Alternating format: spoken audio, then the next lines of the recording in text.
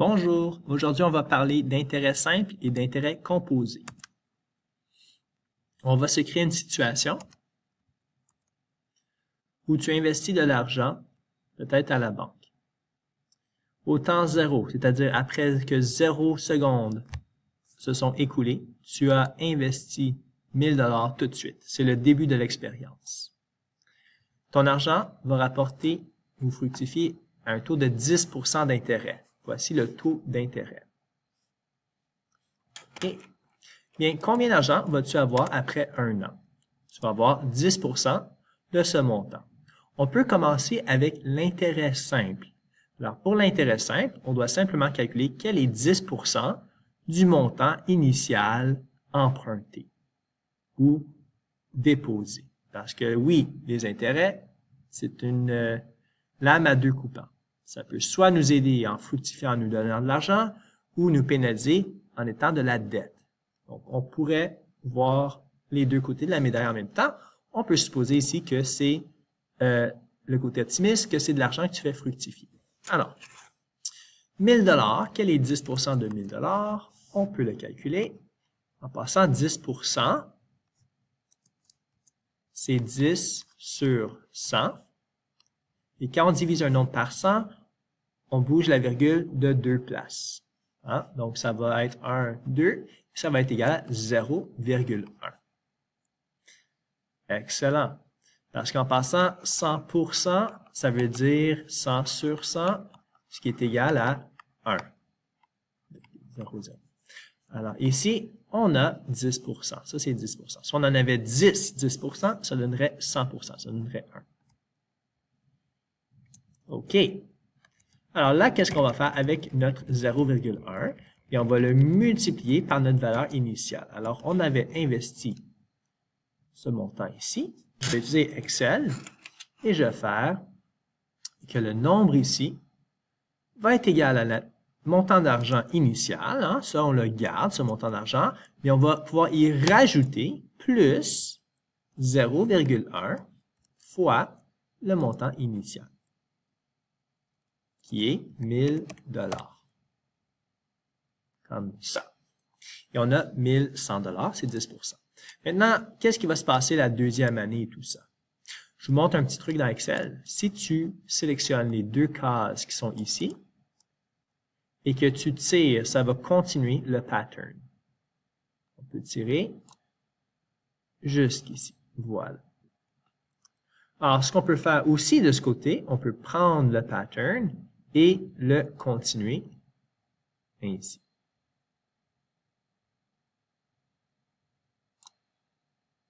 Voilà. Alors, on voit que 10% à chaque année, 10%, on l'avait calculé, c'était 100 $. Alors, 100 $ de plus à chaque année, c'est l'intérêt que tu vas gagner, qui va s'ajouter à l'argent que tu as placé. Donc, dans 10 ans, tu vas avoir 2000 $. Dans 30 ans, tu vas avoir 4000 $. Dans 50 ans, tu vas avoir 6000 $, etc. Donc, ça monte et ça monte et ça monte. À chaque année, tu gagnes 100 $ en intérêt. C'est le fun, c'est l'intérêt composé. Je vais vous montrer à quoi ceci ressemble si on le plaçait dans un tableau.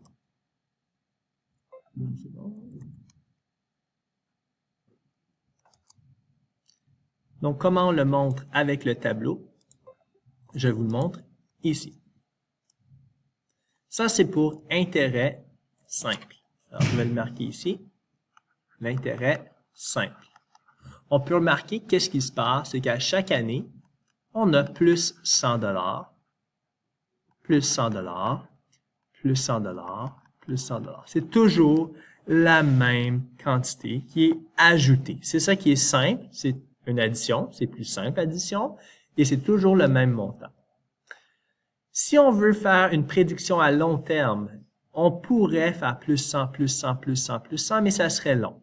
Alors, ce qu'on peut faire ici, si on veut savoir dans un an, on fait plus 100 une fois. Si on veut savoir dans 2 ans, on fait plus 100 deux fois. Dans 3 ans, plus 100 3 fois, etc. Alors, si on veut savoir dans 50 ans combien d'argent tu vas avoir, mais on va avoir 1000 $ qui est initial, plus 100 $ pour chaque année investie.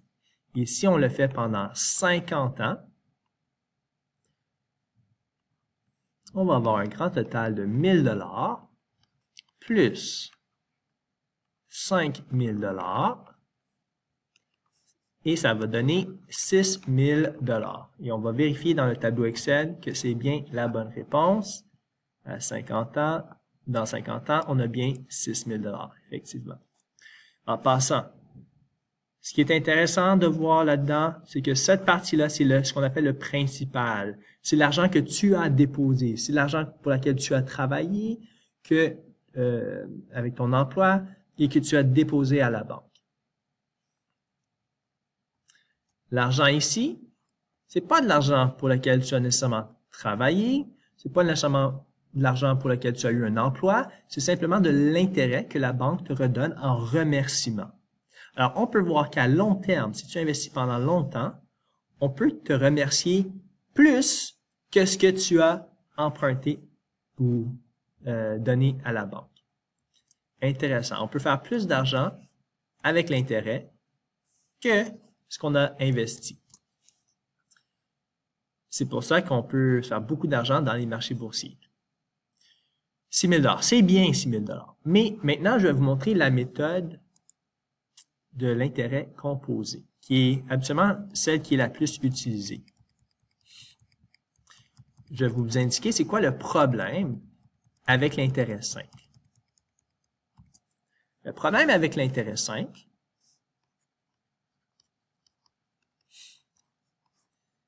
c'est que, rendu peut-être à la 10e année, voici le montant que tu devrais rembourser à la banque. La banque s'attendait à avoir 2000 $. L'entente était que tu repayes 2000 $ cette année-là. Mais tu dis, non, je vais attendre, je ne peux pas payer, je vais prendre une année de plus. Peut-être c'est la banque qui te le dit si tu empruntes, peut-être c'est toi qui dis à la banque si tu leur donnes. Donc, dans les deux côtés de la médaille. Alors, finalement, le montant ici qu'on veut avoir, le 10%, ben le 10% d'intérêt qui était décidé dès le début, ben ça a peut-être plus de sens de combien tu dois charger sur le montant que tu devrais avoir présentement. Alors, tu as emprunté, dans le fond, oui, 1000 $ ou tu as déposé 1000 $, mais c'est rendu présentement à 2000. Alors, on va prendre 10% de 2000. Ça a plus de sens. Pourquoi prendre toujours 10% du montant initial? Ce montant initial grandit avec le temps. Alors, ça aurait peut-être plus de sens de faire 10% du nouveau montant. 10% du nouveau montant, du nouveau montant, du nouveau montant, etc. Alors ici, c'est juste plus 100 $, mais ce serait pas peut-être plus logique de faire 10% de ça, ce qui serait plus 200 $? C'est exactement ça, l'intérêt composé. Je vais vous montrer ici dans Excel comment le faire.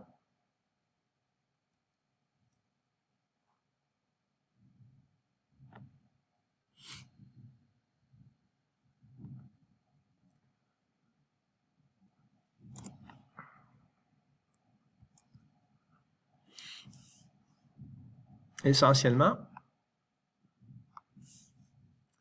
on passe au 10%, qu'on avait dit qui est égal à 0,1. Si tu prenais ton 1000 $ et que tu faisais fois 1, ça ne changerait pas le montant. Mais si tu faisais fois plus que 1, ça va changer. Parce qu'en effet, 1, c'est 100%. 1, c'est 100% de ton argent. Alors, si tu fais fois 1, tu gardes 100% de ton argent. Ça n'a pas changé.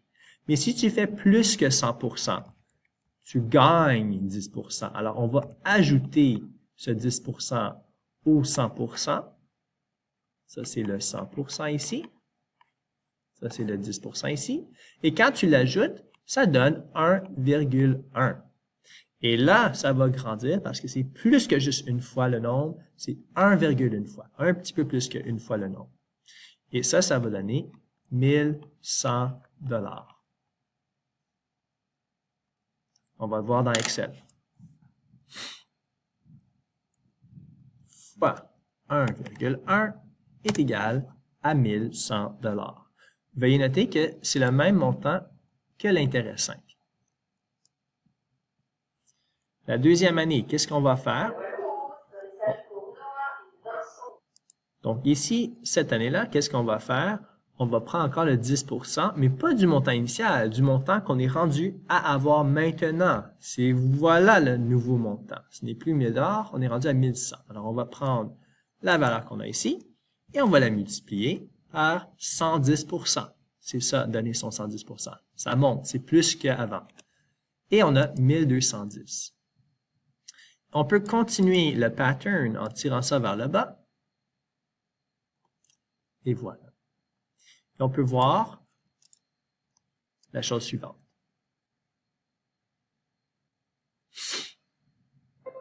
Ça augmente de plus en plus à chaque année. Au début, ça commence par 100 $, 110 $, 120 $, 130 $, etc. Ça continue à augmenter, augmenter. Et on finit avec, finalement, un très grand nombre avec 1 million de dollars. Ce qui est beaucoup. Ce qui est beaucoup plus qu'intérêt simple. Je vais vous montrer intérêt simple rapidement juste à côté. Si on avait intérêt simple, on ferait le montant plus 100 $ à chaque fois. Donc, ça a-tu du sens? 1200, 1300, etc. Ouais. Alors, je continue le pattern jusqu'à 74. Alors, avec intérêt simple, tu aurais 8400 $. Avec intérêt composé, tu aurais 1 million de dollars. Une grande différence à long terme.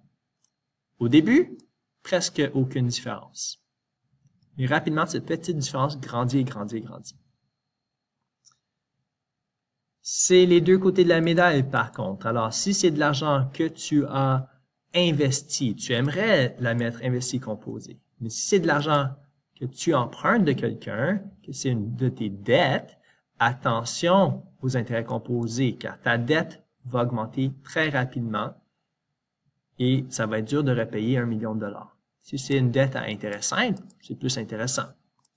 Alors, ça dépend de quel côté de la médaille tu te trouves, mais la plupart des gens, ce qui a plus de sens, c'est le composé, car on veut savoir l'argent maintenant qui est dû. Pas l'argent d'il y a longtemps, il y a 10 ans, il y a 15 ans. On veut savoir à quel montant on est rendu maintenant pour calculer l'intérêt. OK. Maintenant, je vais vous montrer qu'est-ce qui se passe avec l'intérêt composé dans le tableau.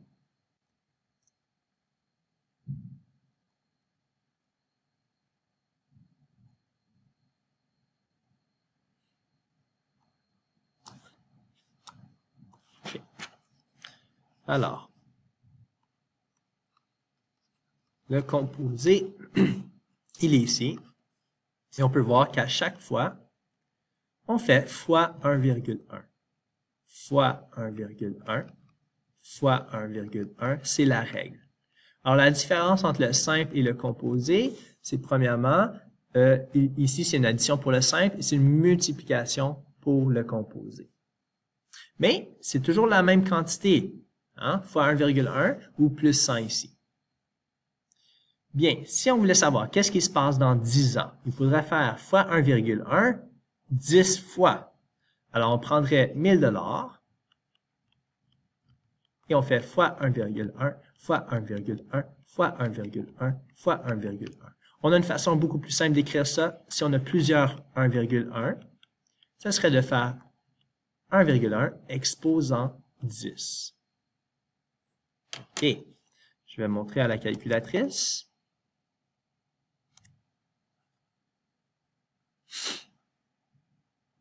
1,1 exposant 10, OK, fois 1000 $.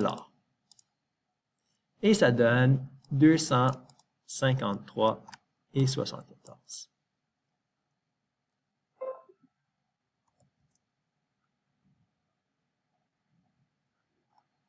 Je n'arrive pas à le bouger, mais on peut voir que cette réponse, c'est bien celle qu'on a ici, dans 10 ans. Vous voyez?